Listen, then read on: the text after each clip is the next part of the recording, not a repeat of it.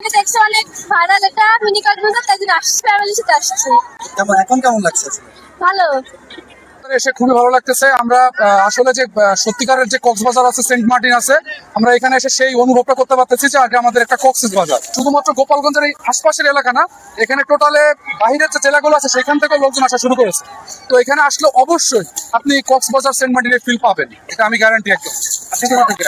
আমি আসছি আমার এলাকা, আমার এলাকা হচ্ছে এখানে কাশিনী থেকে আসছি আমি। ফেসবুক থেকে দেখছি মানে এইখানে গোপালগঞ্জের ভিতর বলে মিনি কক্সবাজার হয়েছে, থেকে এইখানের লোকেশনটা পাওয়ার পর আমার বন্ধু বান্ধব আত্মীয় স্বজন ফ্যামিলির সাথে আমি এখানে আসার পর এইখানে দেখি কি, কিন্তু একটা দুর্ভাগ্য ছিল কি, এখানে আসার পর দেখি কি চরটা ডুবে গেছে। তার জন্য একটু কম আনন্দ লাগতেছে, তাও পাশে অনেক লোকজন দেখে আরো অনেক ভালো লাগতেছে। খুবই ভালো লাগছে, বাচ্চাদের নিয়ে এখানে আসছে ঘুরতে, সবাই দেখছে, ভালো লাগছে, ভালো লাগছে।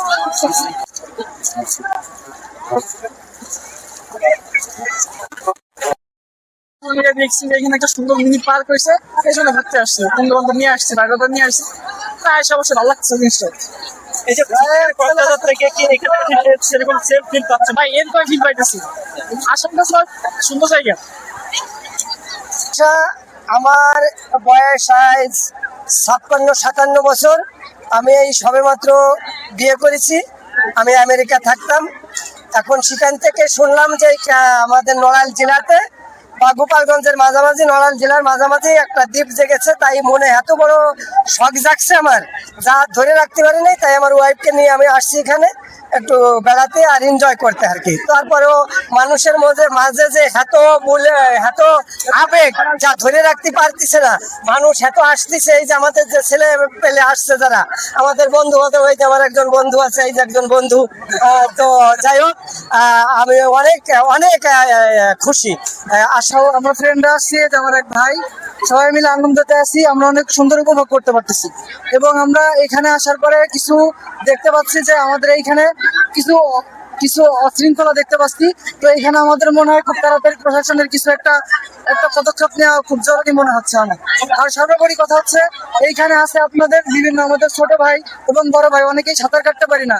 এর জন্য আমাদের কিছু প্রশাসনের কিছু দায়িত্বরত, কিছু কর্তব্যরত কিছু লোকজনকে আনতে হবে এবং আমাদেরকে সকলকে সেফটি ভাবে কিভাবে 3 দিন করে 1 ঘন্টা করে ঠিক নাই। আগে তো বিকালে থাকতো, এখন সকালের দিকে করে আবার আজকে 4টের পরে থাকবে বিকালে, আবার কালকে সকালে, আবার সন্ধ্যার দিকে চলে যাবে, এই দুপুরে জ্বর আসবে, এরকম।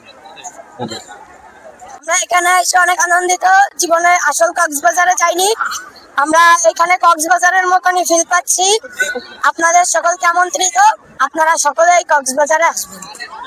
আমার সত্যি খুবই ভালো লাগছে, কারণ আমাদের বাড়ির খুবই কাছে মধুমতির ভিতরে যে চর জাগছে, এখানের সবার যে কোলাহল বা প্রাকৃতিক যে পরিবেশ, এখানে এসে সত্যি খুবই মনোমুগ্ধকর এবং ভালো লাগছে। আমরা আমাদের ফ্রেন্ড নিয়ে চলে আসছি সবাই এখানে গোসল করতে, এবং এই শুধু বলতে পারবো না, কারণ কক্সবাজার বা সেন্ট মার্টিনের ফিল এটা আলাদা। বাকি মধুমতির ভিতরে যে চর জাগছে, এটার যে ফিল, এটা আসলে খুবই আরো সুন্দর লাগছে। মানে নিজেদের জিনিস ওটার ভিতরে সৌন্দর্য উপভোগ করার জন্য খুবই ভালো লাগছে।